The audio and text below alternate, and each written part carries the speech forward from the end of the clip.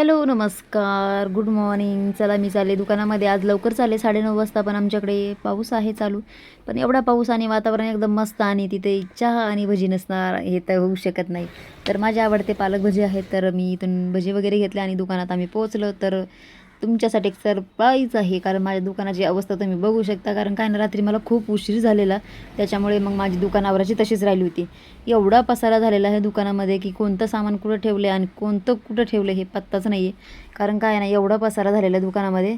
तर माझ्या मिस्टरांनी मला दोन्ही शटर उघडून दिले दुकानाचे आणि मग मी माझ्या दुकानामध्ये आले आणि तुम्हाला दाखवते. बघा कसा पसारा आहे दुकानामध्ये. एवढं आवरायला मला खूप वेळ लागणार आहे. दिसतंय असं हे छोटंसं दुकान, पण का नाही पसारा खूप आहे. साड्या कुणाच्या कुठं पडल्यात आणि कुणाच्या काय. पण मी असं ठरवलं की चला आधी मी नाश्ता करून घेते आणि नंतर मी माझ्या कामाला लागते. कारण काय ना, आधी पेट पूजा मग काम दूजा. माझं कामच असं आहे. कारण काय आहे ना, आधी खाल्ल्याशिवाय काही काम करायचं नाही. आणि अहोरला पण टेस्ट करायला दिले. अहोरचं म्हणणं होतं की खूप छान आहेत. सो चला, माझ्या मिस्टरने बाय बाय वगैरे केला आणि ते गेले आणि मी माझ्या कामाला लागले.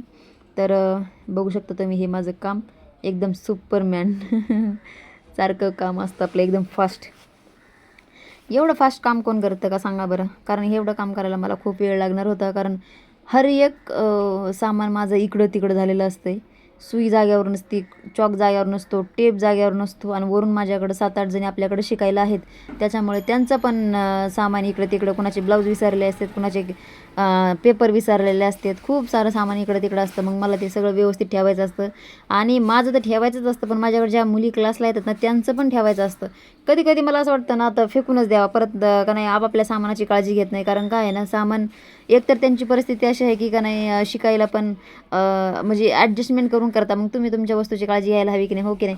सो चला, आता मी त्यांना आल्यावर मी त्यांना सांगत असते, बोलत असते. मग त्या बिचारा ऐकून घेतात. कारण काय आहे ना, आपापल्या वस्तूची किंमत केली पाहिजे. 5 रुपयाची की असं ना, हो की नाही. सो बघा, मला एक त्या टेप पण सापडला, जे की काल मी मुली क्लासहून गेले तेव्हा दुकान आवरले होते, त्यांचाच एक टेप सापडला आहे त्याच्यामध्ये.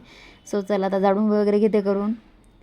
तर बघू शकता तुम्ही माझी स्पीड बघा तुम्ही एकदा आधी कामाची. आणि तुम्हाला असे मिनी ब्लॉग्स बघायला आवडतील का नाही मला नक्की सांगा. जर असे आवडत असेल तर मी नक्कीच रोज तुमच्यासाठी एक व्हिडिओ कमवण्याचा प्रयत्न करत जाईल आणि माझ्या अशा शानदार दुकानाचा एक व्हिडिओ अपलोड करत जाईन. ओके. सो चला, बघा केली की नाही एकदम फास्ट आणि एकदम साफसफाई. बघा पहिली दुकान कशी वाटत होती ना, आता कशी वाटते एकदम चकाचक. एवढं फास्ट पळू काम केले. पार्लरचा सेटअप करून देते इकडे, लगेच पडदा वगैरे खाली टाकत असते मी आणि चेअर वगैरे लावून देते. सो चला, बघून घ्या तुम्ही. कचरा वगैरे सगळं पूर्ण जाळून वगैरे टाकत असते बाहेर, कारण मला बाहेर पण स्वच्छच लागतं दुकानाच्या समोर. सो मला बघा आता तुम्ही माझी दुकान कशी झाली. पार्लरचा वगैरे चेअर वगैरे लावून झाली, म्हणजे क्लायंट आले की लगेच आपल्या इकडे क्लायंट घेता येतं पार्लरचे, त्याच्यामुळे.